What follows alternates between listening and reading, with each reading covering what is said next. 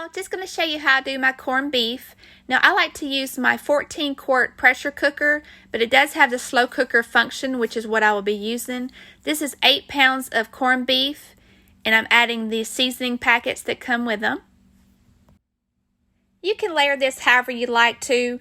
Now right here I'm using the squeezed garlic because I'm lazy as always. And I'm adding 4 beers. You can add more or less or no beer at all. It's up to you. And I'm using Coors.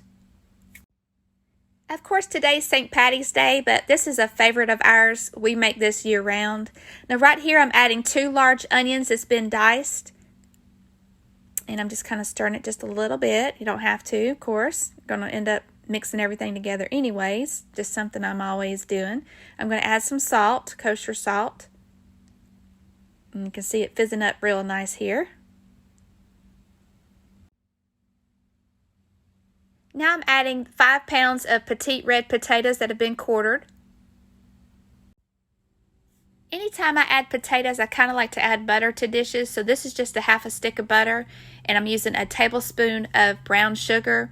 Those are 2 ingredients you can leave out if you like. And this here is 2 pounds of baby carrots. I like to add a little Tony's Cajun seasoning, the no salt. And this right here is 2 tablespoons of beef bouillon and 6 cups of water. Just want to finish off the seasoning with some black pepper. I always cook mine on low for 16 hours overnight. This is a whole head of cabbage I'm adding. I like to add it and then cook it for another 2 hours on low. Like I said earlier, some of the ingredients that I use you can leave out if you like. This is not me trying to make any type of authentic recipe. This is just the way we like it. And I'm just slicing up the meat. It is fork tender.